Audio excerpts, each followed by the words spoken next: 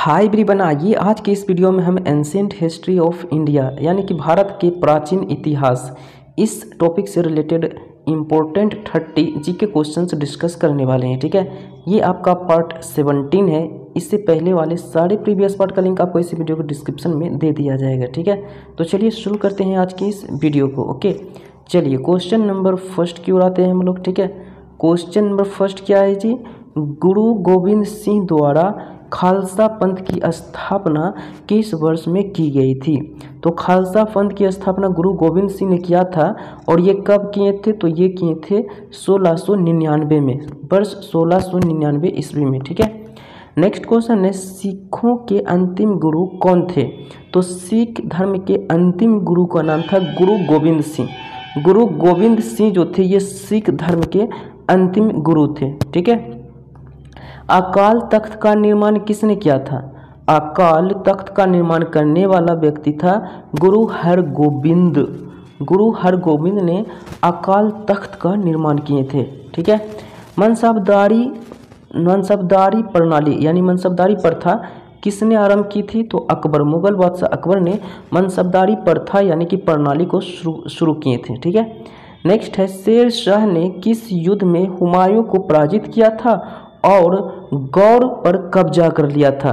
तो 1539 में चौसा के युद्ध में, 1539 में चौसा के युद्ध में। ठीक है, option number B correct answer हो जाएगा। ठीक है, क्वेश्चन नंबर 6 है हमारा, गोवा में सती प्रथा का समाप्त करने वाला पुर्तगाली गवर्नर कौन था? तो ये थे अल्बुकर्क। ठीक है, गोवा में सती प्रथा समाप्त करने वाला पुर्तगाली कौन थे? तो अल्बुकर्क थे। ठीक है, नेक्स्ट है गीता का फारसी में अनुवाद यानी ट्रांसलेट किसने किया था? तो गीता का फारसी में ट्रांसलेट करने वाला था दारा सिको। कौन था जी? तो दारा सिको था। ठीक है, नेक्स्ट है औरंगजेब का उत्तराधिकारी कौन बना था? तो औरंगजेब के उत्तराधिकारी का नाम था मुअज्जम। मुअज्जम इनके उत्तराधिकारी थे औरंगजेब के। ठीक है, नेक्स्ट है मेवाड़ के राणा प्रताप सिंह को मुगल सेना ने किस लड़ाई में पराजित किया? तो हल्दी घाटी की लड़ाई में। मेवाड़ के राणा प्रताप सिंह को मुगल सेना ने किस लड़ाई में पराजित किया? तो हल्दी घाटी की लड़ाई में। ठीक है, अलाई दरवाज़ा किस विश्व विरासत स्थल में है? तो अलाई दरवाज़ा जो है ये कुतुब मीनार विश्व विरासत स्थल में, ये इसी के अंतर्गत आता है। ठीक है, नेक्स्ट है भारत में बीबी का मकबरा कहाँ स्थित है? तो भारत में बीबी का मकबरा कहाँ स्थित है? तो ये औरंगाबाद में स्थित है। ओके, बीबी का मकबरा औरंगजेब की पत्नी का कब्र का नाम है। ठीक है, ओके, तो यहीं पे ये स्थित है। ओके, औरंगाबाद में। नेक्स्ट है किन मुगल सम्राटों ने स्वयं अपनी आत्मकथा लिखी? तो स्वयं अपनी आत्मकथा लिखने वाला जो मुगल बादशाह था वो था बाबर और जहांगीर। बाबर और जहांगीर ने स्वयं अपनी आत्मकथा लिखी थी। ओके, नेक्स्ट है सर्वाधिक सशक्त पेशवा कौन था? तो सर्वाधिक सशक्त पेशवा था बाजीराव। सबसे ज़्यादा सशक्त पेशवा जो थे बाजीराव थे। ठीक है, भारत का प्रथम मुगल बादशाह कौन था जी? तो भारत का प्रथम मुगल बादशाह थे बाबर। ओके, भारत का प्रथम मुगल बादशाह कौन थे? बाबर। ओके, नेक्स्ट है जब ईस्ट इंडिया कंपनी का गठन हुआ था उस समय भारत का मुगल बादशाह कौन था?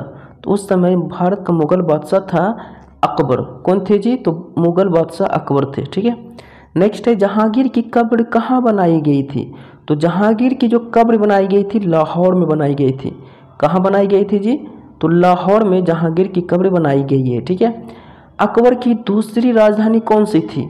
तो अकबर की दूसरी राजधानी थी फतेहपुर सिकरी। फतेहपुर सिकरी के निर्माण अकबर ने ही 1578 ईस्वी को कराया था। ठीक है, नेक्स्ट है अकबर अपना धार्मिक विचार विमर्श कहाँ करता था? तो अकबर अपना धार्मिक विचार विमर्श करता था इबादत खाना में। कहाँ करता था जी?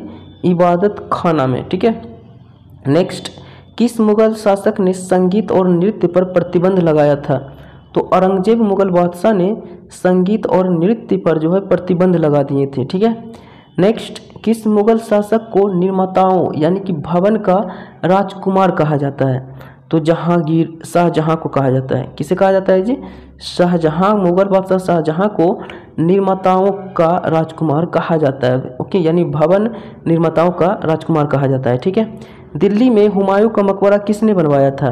तो हाजी बेगम ने। दिल्ली में हुमायूं का मकबरा किसने बनवाया था? हाजी बेगम ने बनवाया था। ठीक है। बाबर जो कि 1526 से 1530 ईस्वी, ओके, ये किस वंश का शासक था? बाबर 1526 से 1530 ईस्वी तक ये शासन किया था। ये किस वंश का शासक था? तो ये मुगल बादशाह, मुगल वंश के ये शासक थे। ठीक है जी।